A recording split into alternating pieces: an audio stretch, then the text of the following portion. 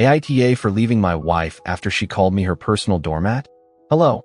I've been lurking here forever and never thought I'd be posting my own drama, but here we are. Honestly, things have gotten so messy lately that I just need a place to vent about this whole situation, so bear with me. First, some background. I've always been the all-in kind of guy in relationships. When I fall for someone, I go all the way. I basically spoil them and enjoy it. I always thought I'd give the woman of my dreams everything she wanted and love her in every way possible. I guess that's just how I was raised. My parents have been married for like 35 years, and I always saw my dad going above and beyond for my mom. Little gifts, surprises, making sure she never had to worry about anything. I grew up seeing that, and it just felt natural to do the same. I met my wife, Emily, fake name, obviously, at a friend's birthday party about 5 years ago. She was, honestly, the prettiest girl in the room. Blonde hair, sweet smile. She laughed easily, and we clicked right away. I remember thinking how lucky I was that night.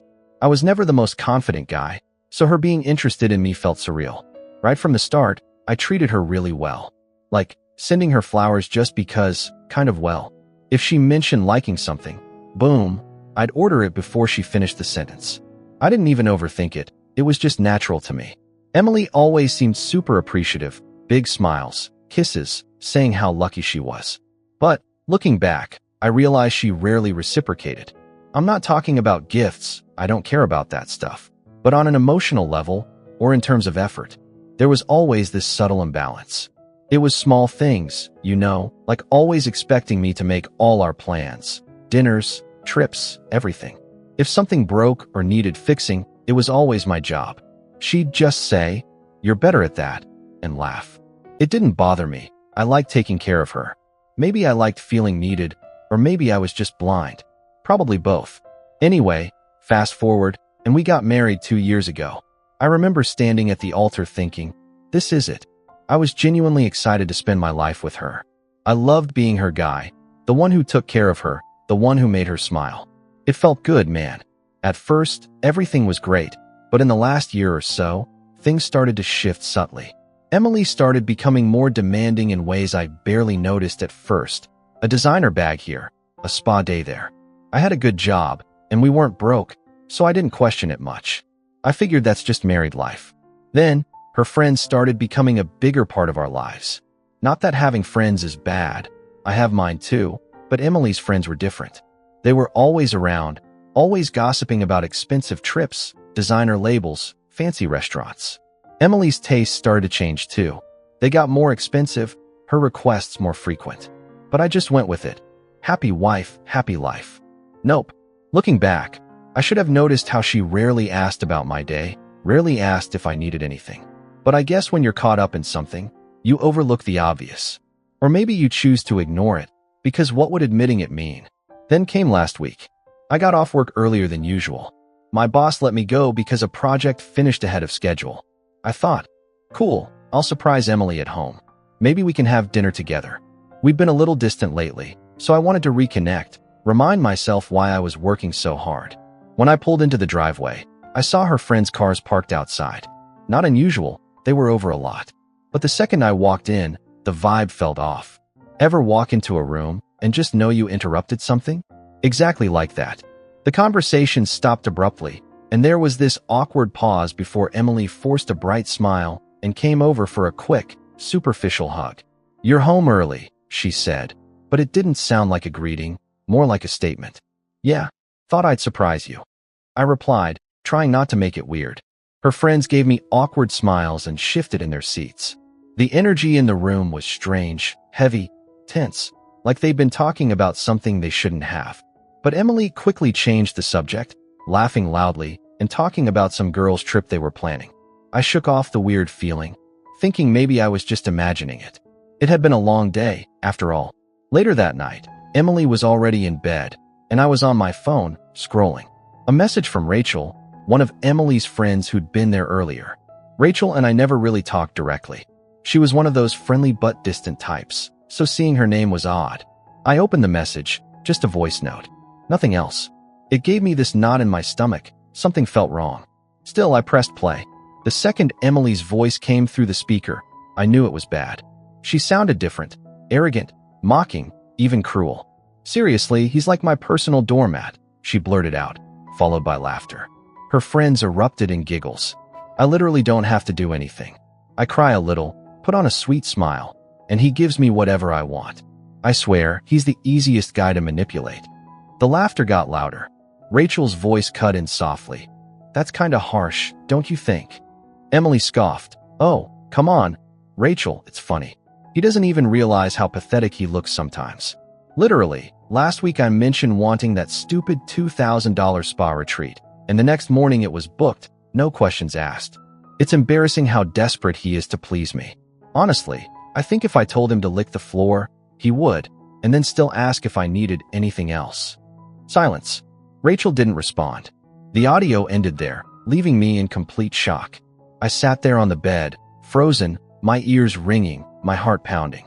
My wife, the woman I'd loved, spoiled, and supported for years, was mocking me like I was some kind of loser in front of her friends. And the worst part was, deep down, I knew she wasn't entirely wrong. I had become exactly what she described, a doormat, so desperate to please her that I let myself be used without even realizing it.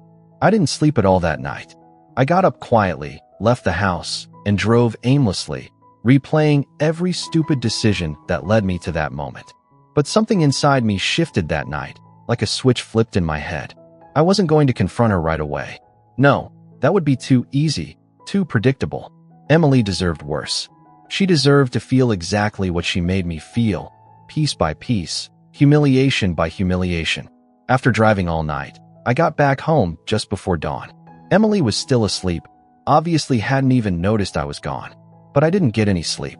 I sat at the kitchen table with a cup of coffee, going over every moment of our marriage in my head. And the more I thought, the angrier I got. Not just at Emily, but at myself. How did I let this happen? How was I so blind? By the time Emily woke up, I had decided exactly how I was going to handle this. No fights, no yelling, no emotional scenes. Because that's what she expected from me. She'd seen me angry before. She'd seen me upset, and it just made me try harder to please her. Not this time. I was calm now, cold even, and something about it felt good. Emily shuffled into the kitchen, yawning, trying to look adorable like she always did. Normally, I'd smile, ask her how she slept, offer to make breakfast. Instead, I just glanced at her and looked away, sipping my coffee silently. She hesitated, clearly thrown off. "Morning," she said, a hint of uncertainty in her voice. I didn't answer right away. I let the silence hang for a few seconds, then looked up, meeting her eyes directly. "Morning," I finally said, flat, emotionless, adding nothing else. I stood up, grabbed my keys, and walked towards the door. Emily looked confused. "Wait, you're leaving? Where are you going?" "Out," I replied simply. "I have things to do." "Things?" she frowned, now clearly annoyed by my sudden shift in demeanor. "What things?" I stopped at the door and turned to look at her. "My things," I said calmly. "I'll be back when I'm back." And I walked out without another glance. It felt amazing. For the first time in our relationship, I was in control. Emily had no idea how to handle it. In the following days, I kept up that same energy. I didn't confront her about the recording, didn't even hint that I knew anything. Instead, I started pulling away. Small changes at first. No surprise gifts, no romantic dinners, no spontaneous trips.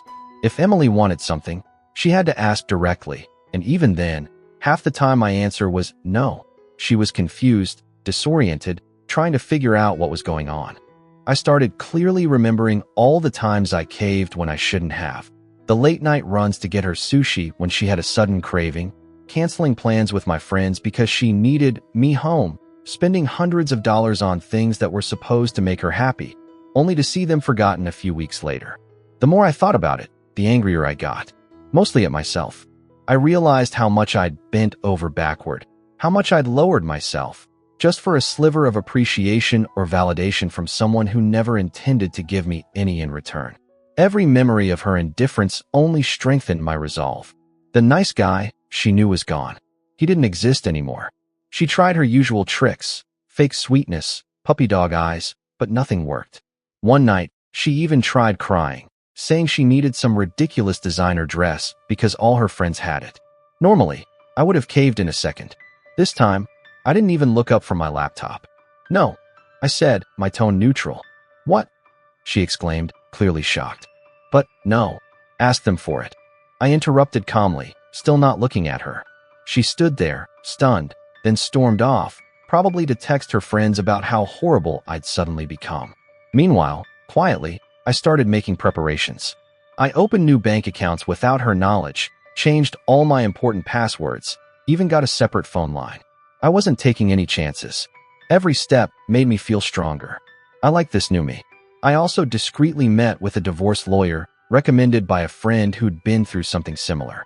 The lawyer was ruthless, exactly the kind of person I needed. When I laid everything out, Emily's spending, the recorded conversation, all the financial details, he laughed, shaking his head. Trust me, he said. She's going to regret every word she said. At home, Emily grew increasingly nervous. She tried confronting me a few times about my sudden change. Each time, I just looked at her blankly and asked if there was a problem. She'd immediately lose her resolve, mumbling something about me acting weird, then retreating. She was clearly scared, probably worried that I'd finally figured her out. Her friends must have noticed it too, because suddenly Emily was inviting them over less frequently. When they did come over, I made sure to linger nearby, silent but dominant, watching them squirm under my cold gaze. Rachel, the one who'd sent me the recording, could barely meet my eyes, probably unsure whether she'd done the right thing or if I was going to make a scene. But there would be no scene. At least, not yet. I wasn't interested in cheap drama. I wanted Emily to feel exactly what she'd made me feel. I wanted her to realize that the guy she'd mocked, used, and ridiculed for years was gone for good. About 2 weeks after the recording incident, I started hearing whispers. Emily's friends were quietly distancing themselves from her. They'd sensed the power shift. Without my money, without my willingness to fund their ridiculous lifestyles, Emily was no longer useful to them. Watching her lose control of the narrative, watching her realize her influence was crumbling, was incredibly satisfying. One night, Emily confronted me directly, desperate. "Are you planning on leaving me?" she asked bluntly, her voice trembling. I stopped, looked her dead in the eyes, and offered a slight smile. "Why, Emily? Do you think you deserve me?" She looked unsure how to respond. Her eyes were wide, scared. I'd never spoken to her like this before. She was used to sweetness, to weakness, not this unwavering, quiet confidence. But she didn't deserve that nice version of me. I wanted her to feel the blow, to take things seriously. The more steady and controlled I appeared, the weaker she looked. It was as if the mask had fallen, revealing how fragile and insecure she truly was beneath all her arrogance. That revelation made my decision even easier. The next step was choosing exactly when and how to deliver the final blow, the one that would forever shatter the facade she had built. I wanted witnesses. I wanted everyone who'd ever laughed with her to see her true face exposed. After that little confrontation, things at home got really weird. Emily started acting different, almost panicky. Funny how, when someone loses their grip on you, they suddenly realize how fragile their hold was in the first place. She started calling me at work during the day, trying to sound extra sweet, checking in. "Just wanted to say hi," she'd text, adding heart emojis. At first, I ignored most of them. It surprised me how quickly she'd gone from arrogant manipulation to desperate insecurity. But in retrospect, it made sense. Her entire identity revolved around being able to control me, to make me do what she wanted. Now, without that power, she was losing her footing. One night, she tried a new tactic. She cooked dinner. For context, Emily never cooked. Never. It was always takeout, or me making meals. I came home from work to find her setting the table with this nervous, yet hopeful, expression. "I made your favorite," she announced proudly, trying to use that sweet voice that used to melt me. Steak, potatoes, the whole 9 yards. I'm not gonna lie, it looked good. I paused, letting the silence fill the room as I took off my coat and tossed my keys on the counter. Finally, I met her eyes, completely expressionless. "Thanks, but I already ate," I lied indifferently. Her face fell, genuinely hurt. "Oh," she whispered, looking down. "Well, maybe tomorrow. Maybe not." I cut her off coldly.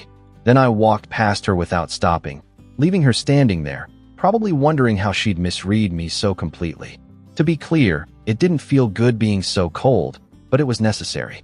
Emily needed to realize she couldn't just flip a switch and have me back under her thumb. For the first time, she had to experience rejection. Meanwhile, my lawyer had mapped out a meticulous plan, calculated, devastating. He'd gathered financial records, screenshots of Emily's excessive spending, text messages where she demanded money, and of course, Rachel's voice recording. He had more than enough evidence to prove how manipulative she'd been throughout our marriage. One day at work, I got a message from Rachel. "Hey, can we talk? It's important." I hesitated for a moment, but agreed to meet her after work. I wanted to hear what she had to say face to face. We met at a small coffee shop near my office. Rachel looked nervous, almost guilty. She barely met my eyes as she fiddled with her coffee cup. "I'm so sorry," she started quietly. "About Emily, about everything. I just watched her. I thought you deserved to know. Why did you send me that recording?" I asked directly. Rachel bit her lip and finally looked me in the eye. "Because Emily needed a wake-up call. And honestly, so did I. Watching her disrespect you, it stopped being funny a long time ago." I leaned back in my chair, processing her words. "Then why are you still her friend?" "I'm not," she admitted with a heavy sigh. "Actually, none of us are. Everyone's distancing themselves from her." It was sinking in for Emily, and fast, that she didn't have many real friends left. We talked a little more, and Rachel told me some of the things Emily had been saying about me lately. About how weird I was acting, about her suspicions that I was hiding something. Apparently, she'd even tried snooping on my laptop and phone, but as expected, she'd found nothing. Everything was securely locked down. I thanked Rachel for the information, but left the meeting more convinced than ever. Emily was panicking, desperate to regain control. But it was too late for that. She was finally going to face the consequences of years of manipulation, and it wasn't going to be pretty. That night, when I got home, Emily was pacing in the living room, anxious. The second I walked through the door, she turned to me, her eyes wide with desperation. "Where were you?" she demanded, almost. "Why weren't you answering my messages?" I took a deep breath, as calm as ever. "Out," I replied flatly. Her voice wavered, a mix of frustration and panic. "Out? Where? With who?" I smiled coldly. "With whom isn't your concern." She flinched at that. "Why are you acting like this?" she practically pleaded. "I made dinner again. I waited for you. I just want things to go back to normal." I took a step towards her, looking her directly in the eye. "Normal? Like when you were mocking me behind my back, or bragging to your friends about how you were using me." Her face drained of all color instantly. "What are you talking about?" she stammered, trying to sound innocent. "Don't," I said coldly, cutting her off. "I know everything. I've always known." She froze, her eyes welling up. "Who told you?" I chuckled softly, almost amused. "Does it matter? Did you really think I'd never find out, Emily?" Emily took a step forward, reaching for my arm. I pulled away instantly, not letting her touch me. "Please," she whispered, desperate. "I was joking. I didn't mean it." I shook my head slowly and leaned in slightly. "You meant it. Every word. And now you're scared, because I'm no longer buying your act." She just stared at me in complete silence, finally realizing the gravity of her situation. The next few days, Emily became visibly withdrawn. She barely spoke and avoided eye contact. It was clear she'd understood that she'd lost, that the dynamic had completely shifted. She had nothing left, no one. Meanwhile, I was thriving, calm, focused, fully prepared for the moment. My lawyer and I had everything in place. Finances secured, accounts separated, all the evidence neatly organized in a devastating file. I'd also quietly found myself an apartment, a modern, simple place downtown. I signed the lease without telling Emily anything. She'd find out soon enough anyway. About a week later, I got a text from Rachel. Turns out, one of Emily's friends, let's call her Steph, was having a big birthday dinner at her place. Emily had been invited but was hesitant to go, mainly because her social circle now knew she'd lost her grip on me. However, Rachel suggested this might be the perfect opportunity to expose everything publicly. I liked her thinking. The day of Steph's dinner, Emily approached me cautiously, clearly uncomfortable. "Steph's birthday dinner is tonight," she started awkwardly. "Do you want to go?" I pretended to think about it for a moment. "Sure," I replied indifferently, making her hesitate, suspecting my sudden change of heart. "Really?" I smiled calmly. "Yeah, why not? Haven't seen everyone in a while." She nodded slowly, visibly uneasy but unsure why. "Okay, she finally said. Thanks. Now she was thanking me for things I used to do automatically. That night, we got ready in tense silence. Emily dressed up more than usual, probably trying to maintain some semblance of dignity in front of her friends. I wore my best suit. Crisp, sharp, deliberately intimidating. For the first time, my appearance reflected exactly how I felt. Completely in control. We drove to Steph's house without much talk. The silence was heavy. When we arrived, Steph greeted us with fake warmth, though I noticed her casting nervous glances between Emily and me. The others were already there, talking loudly, drinking, clearly oblivious to the storm that was about to erupt. Emily smiled nervously and immediately slipped into her fake friendly persona. I stayed by her side, watching her closely as she struggled to keep up the charade. Across the room, Rachel gave me subtle, but encouraging, looks. She knew what was coming. Dinner started normally enough. Surface-level conversations, forced laughter. Emily remained unusually quiet, sipping water nervously and glancing at me furtively. She knew something was wrong, but couldn't quite place it. Midway through dinner, Steph turned to Emily with an overly cheerful tone. So, what's your next big trip? Italy, right? Emily hesitated, shooting me a quick look. Not sure yet, she replied with a forced smile. Maybe soon. Steph chuckled softly. Oh, come on, you never skip the trips. You've always said you have the perfect sponsor, she quipped, giving me a strained smile. The table fell into an awkward silence. Everyone felt the tension. Emily went pale, clearly not knowing how to respond. Perfect. This was my moment. I leaned back in my chair confidently, drawing all eyes to me. Speaking of sponsorships, I said clearly, pulling an envelope out of my jacket and placing it deliberately on the table. I believe Emily will have to start funding her own lifestyle now. Every pair of eyes swiveled to me. Emily froze, staring at the envelope in horror. Steph cleared her throat uncomfortably. What's going on? She asked uncertainly, looking between us.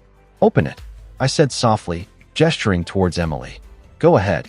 With trembling hands, Emily picked up the envelope, fumbling awkwardly to open it. She slowly pulled out the papers and scanned the first page, then the next. The blood drained completely from her face. What is this? She stammered weakly. Divorce papers, I announced calmly. I've already filed. Emily's eyes widened in panic. But I don't understand, she whispered. I leaned in slightly, my voice firm and direct. I'm ending this joke of a marriage. You've lost your puppet. Steph shifted uncomfortably in her seat. Should we maybe go? She asked nervously, looking around the table. But no one moved. They were too engrossed in what was happening.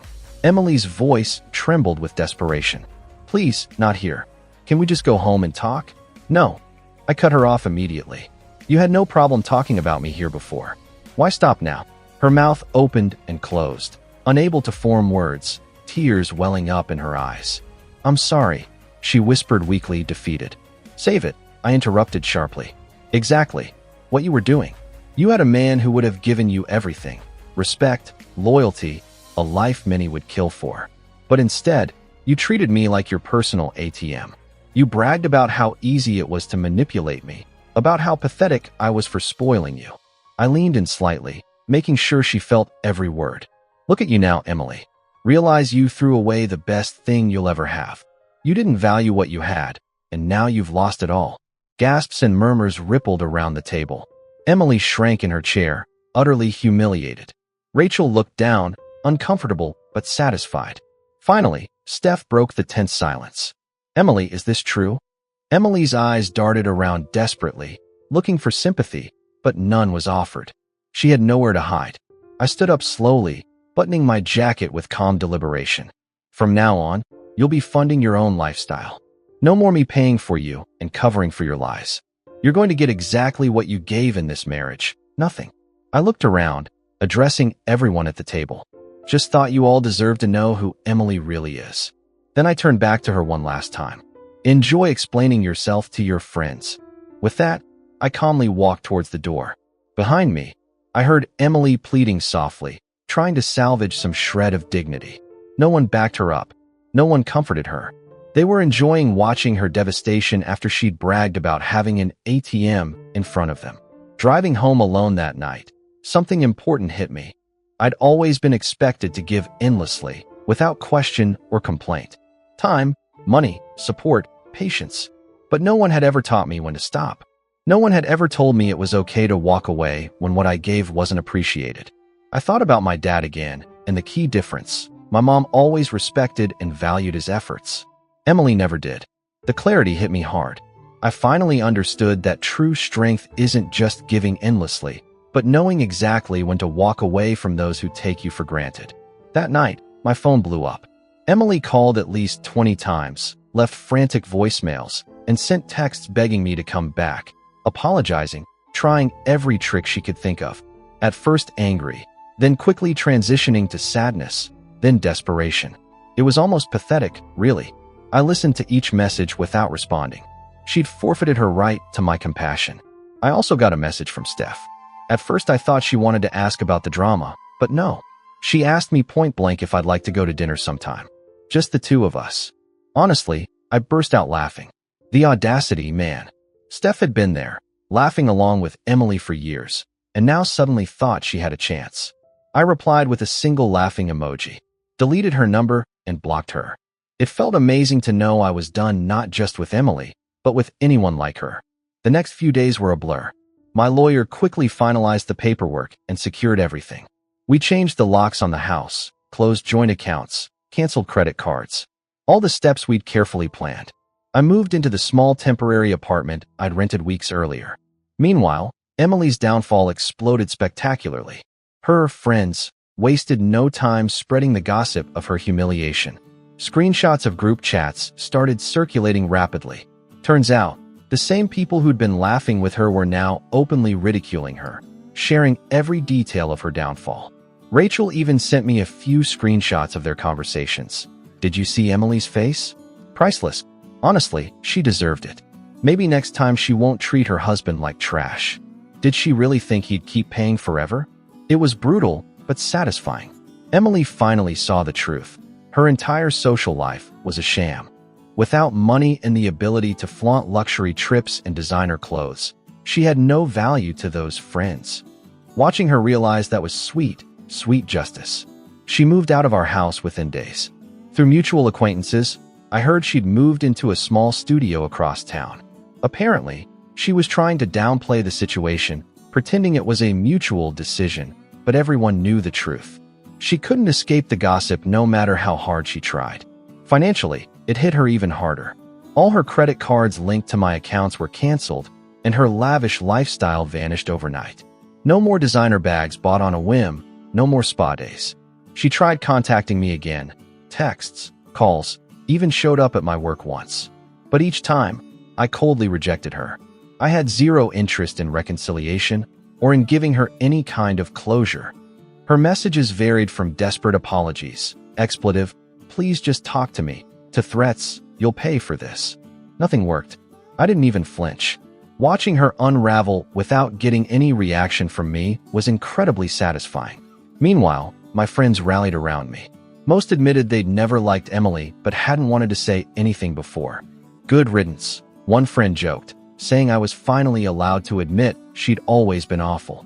We laughed about it, and it felt good. About 2 weeks after all the drama, Rachel texted me again. She told me Emily had practically vanished from their group. She wasn't invited anywhere anymore, completely ignored. She burned all her bridges, Rachel wrote. She's finally seeing the reality she created. Apparently, Emily was completely isolated. Her reputation was in tatters. People now saw her for what she really was, a manipulative, shallow person who simply got what she deserved. I'm not usually one to revel in someone else's misery, but honestly, this felt like real justice. My family was supportive too, especially my mom. When I finally told her everything, she hugged me and said quietly, "You deserve so much better than that, honey. I'm glad you finally realized it." That hit me hard, but in a good way. I'd forgotten what genuine support felt like. Things stabilized quickly financially. Without Emily's ridiculous spending, my savings started to grow. For the first time, I didn't have to worry about surprise expenses or her extravagant demands. Instead, I started planning trips I'd always wanted to take, doing things simply because I wanted to do them. A few months after everything blew up, Emily pretty much disappeared from my life completely. I'd only hear occasional updates from mutual friends. Apparently, she'd blown through what little savings she had and was working some retail job, keeping a low profile, probably hoping the gossip about her spectacular downfall would die down. Honestly, I barely thought about her.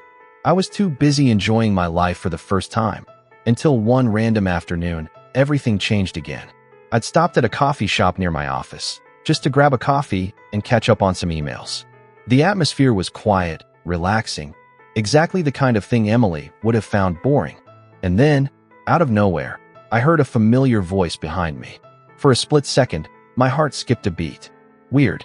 I looked up, annoyed, hoping it wasn't who I thought it was. Of course, it was her. Emily was standing awkwardly near the counter, clearly debating whether to approach me or not. She looked different, defeated. Honestly, finally, she walked slowly towards me. "Hey," she said quietly, attempting a smile. Her tone was soft, unsure, nothing like the confident girl who once held complete control over my life. I stared at her for a second, my expression completely blank, showing no reaction. "Hey," I finally replied, completely indifferent. I didn't invite her to sit. I didn't smile. I needed to make it instantly clear I wasn't interested in whatever game she thought she was playing.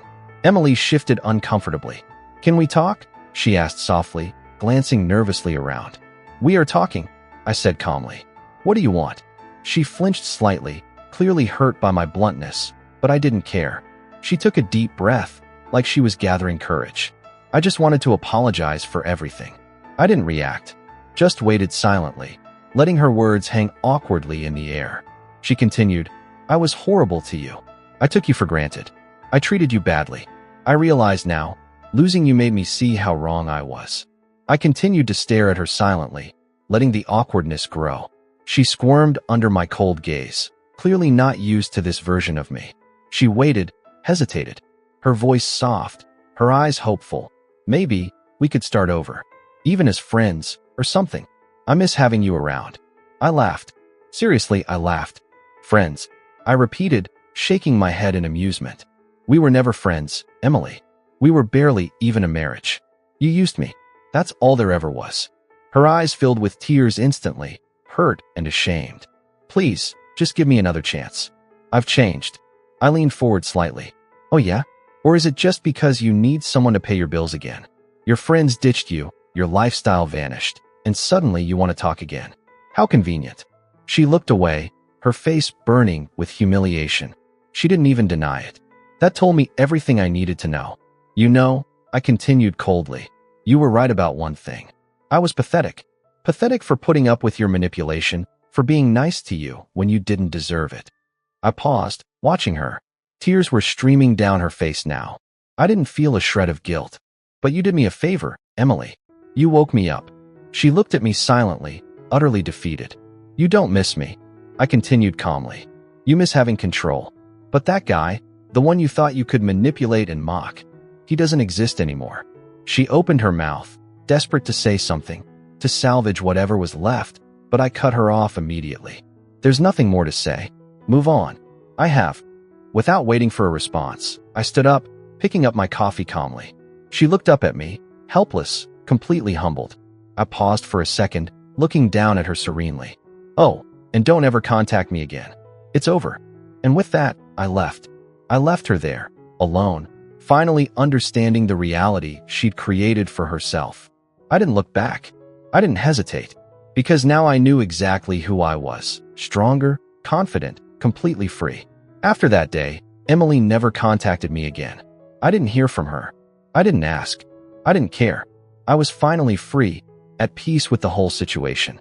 The life I'd built was completely mine now, one that no one could ever take from me again. A few months later, I started dating again. Nothing serious at first, just getting back out there. Eventually, I met someone different. A woman who noticed the small things, who thanked me for simple gestures, who made me feel valued without expecting expensive gifts or grand displays.